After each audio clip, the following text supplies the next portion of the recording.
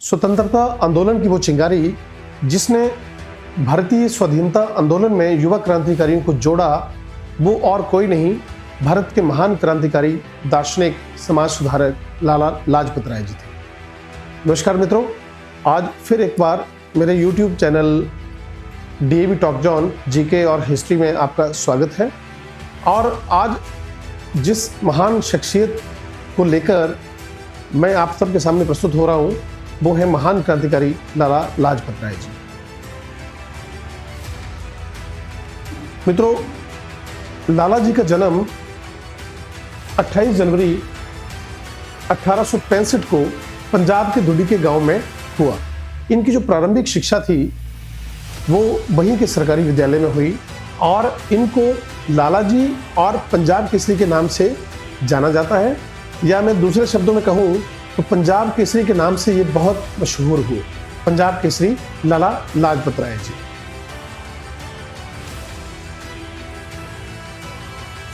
इनकी जो प्रारंभिक शिक्षा थी वो, जैसा कि मैंने पहले बताया आपको, कि सरकारी विद्यालय में इनकी प्रारंभिक शिक्षा हुई और उसके पश्चात ये गवर्नमेंट कॉलेज लाहौर में लॉ की पढ़ाई के लिए चले गए।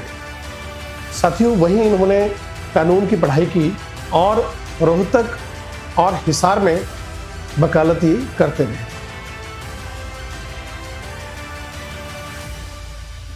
भारतीय स्वतंत्रता आंदोलन में इनका योगदान अविस्मरणीय है, जिसको कभी भी भुलाया नहीं जा सकता। और इतिहास में एक चीज मुझे आज भी अटकती है कि ऐसे महान क्रांतिकारी जिनका रोम रोम भारत के लिए न्यौछावर हो गया, जिनका बलिदान जो था वो देश कभी भूल नहीं सकता, ऐसे क्रांतिकारियों को उतना बड़ा स्थान हमारा जो इतिहास था वो नहीं दे पाया जिसके वो हकदार थे। साथियों, भारतीय राष्ट्रीय कांग्रेस में वो मुख्य नेता हुआ करते थे। लाला लाजपत राय जी, लोकमान्य तिलक जी, बिपिन चंद्र पाल जी, गोपाल कृष्ण गोखले जी। 1905 की मैं बात कर रहा हूँ। उस समय के ये बहुत आकर्षक व्यक्तित्व वाले और क्रांतिकारी विचारों वाले नेता हुआ करते थे और भारतीय राष्ट्रीय कांग्रेस के ये खास तौर पर चेहरे हुआ करते थे। लेकिन क्योंकि इनका मुखर स्वभाव जो था वो कई बार प्रॉब्लम्स भी खड़ी कर देता था। इसी प्रकार से, क्योंकि जितने भी जब अधिवेशन हुआ करते थे कांग्रेस के, तो उन अधिवेशंस में ये मुखर होकर अपनी बात बेबाकी से रखते थे, जिस कारण भारतीय राष्ट्रीय कांग्रेस के एक खास वर्ग ने इनके ऊपर एक परमानेंट टैग लगा दिया, गर्म दल के नेता। मित्रों, इसको एक उदाहरण के तौर पर भी अगर हम समझें, अगर परिवार में कोई दो भाई हैं और एक के ऊपर अगर हम ये बोलकर या एक के ऊपर हम ये टैग लगा दें कि ये जो व्यक्ति है ये गुस्से वाला है या ये गर्म मिजाज का है, तो गांव में कोई भी व्यक्ति, जब गांव के जो लोग जब इंपॉर्टेंट फैसले लेंगे तो वो व्यक्ति उन फैसलों में सम्मिलित नहीं होगा। तो दुर्भाग्यवश ये जो गर्म दल का टैग था, ये मेरा ऐसा मानना है कि ये जानबूझकर इन महान क्रांतिकारियों की जो एक उसको कहते हैं, जो एक इनकी स्ट्रेंथ थी, उसको कमजोर करने के लिए लगाया गया। ये वो समय था जब लाला जी के साथ बाकी क्रांतिकारी पूर्ण स्वराज की मांग कर रहे थे। लोकमान्य तिलक जी मांग कर रहे थे। पंजाब में ये जो स्वाधीनता आंदोलन का जो ध्वज था वो लाला जी संभाले हुए थे। महाराष्ट्र में लोकमान्य तिलक जी इसको संभाले हुए थे और बंगाल में बिपिन चंद्र पाल जी। लाल बाल पाल से मशहूर ये तीनों नेता उस समय के बहुत बड़े नेता हुए और बहुत बड़े आंदोलन के, ये जो स्वाधीनता के लिए आंदोलन चल रहा था उसके बहुत बड़े ये जननायक सिद्ध हुए। आर्य समाज में इनका प्रभाव मैं आपको पिछले वीडियो में बता चुका हूं कि किस प्रकार से दयानंद सरस्वती जी के विचारों से प्रभावित थे। और जब ये गवर्नमेंट कॉलेज लाहौर में पढ़ रहे थे तो इनकी मुलाकात वहां महात्मा हंसराज जी और पंडित गुरुदत्त विद्यार्थी जी के साथ हुई। मित्रों, आर्य समाज के संस्थापक स्वामी दयानंद सरस्वती जी जब 1883 को हम सबको छोड़कर स्वर्ग सिधारते हैं। उनकी मृत्यु के बाद 1886 को एक बहुत बड़ा जो फैसला था वो लाला लाजपत राय जी के नेतृत्व में लिया जाता है शिक्षा को लेकर।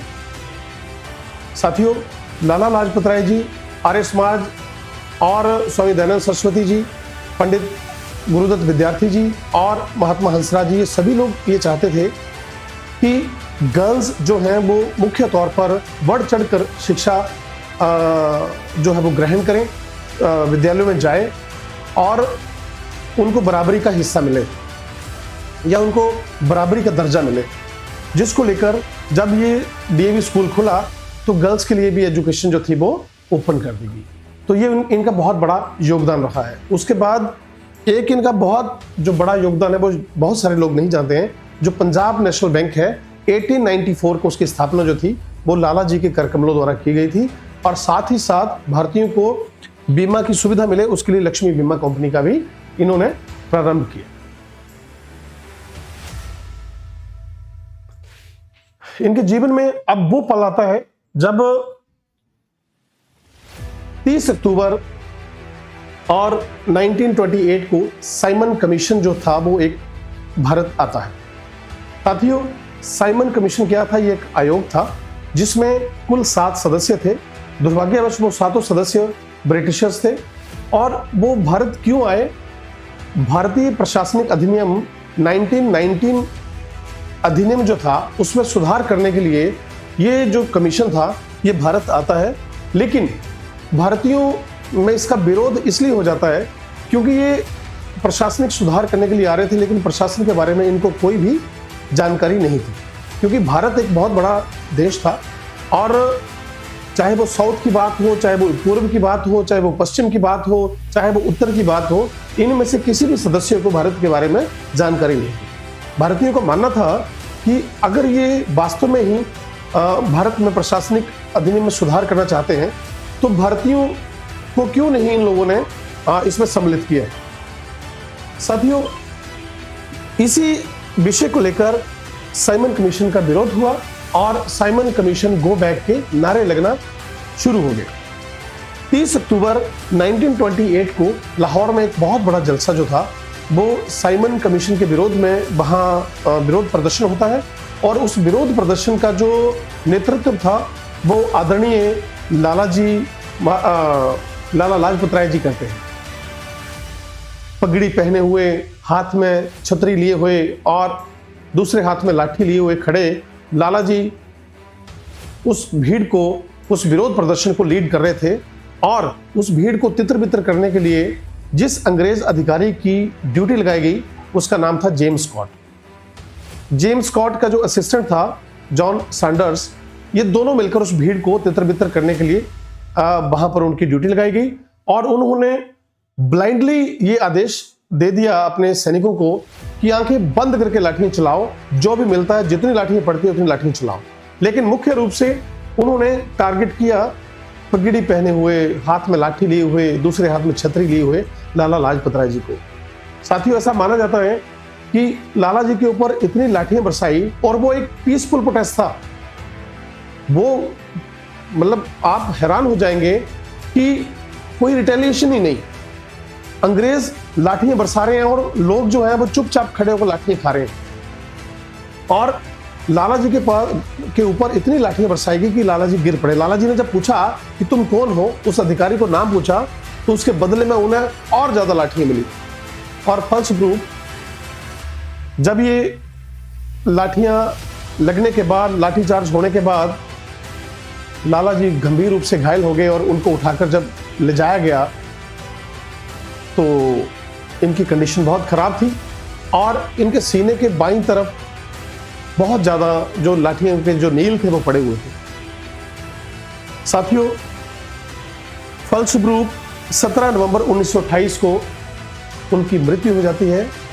लेकिन उससे पहले वो कुछ शब्द जो थे वो उनके मुखारविंद से निकलते हैं। मेरे शरीर पर पड़ी एक एक लाठी अंग्रेज सरकार के ताबूत में कील साबित होगी, ये उनके अंतिम शब्द थे।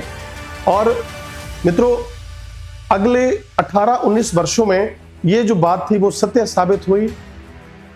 1928 को लाला जी हम सबको छोड़कर विदा लेते हैं और 1947 को जो वो कील थी, जो अंतिम कील थी, वो ब्रिटिश सरकार के ताबूत में लगती है और 1947 को भारत आजाद हो जाता है। लाला जी ने अपने जीवन काल में बहुत सारी पुस्तकें लिखी। जैसा मैं अपने आपको पहले बताया कि वो शिक्षा को लेकर बहुत गंभीर थे और अक्सर वो ये कहते थे कि पढ़ाई जो है वो सर्वोपरि होनी चाहिए और शिक्षा को वो बराबरी के दर्जे पर लाना चाहते थे। चाहे वो गर्ल्स हो चाहे बॉयज हो, सबको शिक्षा का अधिकार है और सबको शिक्षा मिलनी चाहिए, चाहे गरीब हो चाहे अमीर। मित्रों, अपने जीवन काल में उन्होंने बहुत सारी पुस्तकें लिखी, जिनमें से आर्य समाज और मेरे निर्वासन की कहानी और यंग इंडिया, ये मुख्य रूप से पुस्तकें उन्होंने लिखी। और मेरा आपसे निवेदन रहेगा, मैं भी ये प्रयास कर रहा हूँ कि मैं ये किताबें पढूं और आपसे भी मेरा निवेदन है कि लाला जी की स्मृति में ये किताबें आप पढ़ें और जितना हो सके उतना ज्ञान अर्जित करें। उनका विचार राष्ट्रवाद का विचार था, सामाजिक समानता के ऊपर उन्होंने बहुत जोर दिया। साथियों, अंत में बस इतना कहना चाहता हूं कि ये जितने भी क्रांतिकारी हुए, चाहे वो लाला लाजपत राय जी हो, चाहे विनायक दामोदर दास जी हो, विनायक दामोदर सावरकर जी हो, चाहे भगत सिंह हो, सुखदेव, राजगुरु, बटुकेश्वर दत्त, चंद्रशेखर आज़ाद, उसके बाद करतार सिंह सराबा, राम प्रसाद बिस्मिल, ये सभी क्रांतिकारियों को आज हमें पढ़ने की जरूरत है। किस प्रकार से इन लोगों ने अपने प्राणों की आहुति देकर एक ऐसा देश बनाने का संकल्प लिया था जहां पर ईमानदारी से और शिद्दत से काम किया जाए। लेकिन आज हम जब लोग देखते हैं कि चारों तरफ भ्रष्टाचार का बोलबाला है, बहुत सारी प्रॉब्लम्स हैं और उनका सॉल्यूशन जो है वो एकदम से मिलता नहीं है, सारी चीज़ों का राजनीतिकरण हो गया है, तो मन बहुत दुखी होता है। और मेरा यूथ, आज का जो यूथ है, उनसे भी मेरा ये निवेदन रहेगा कि बच्चों, इन क्रांतिकारियों की जीवनी जरूर पढ़ें और अपने जीवन में हो सके तो ये बदलाव लाएं, देश प्रेम करें, देश के लिए जिएं और अपनी जिम्मेदारियों का निर्वहन करें। धन्यवाद। जय हिंद, जय भारत।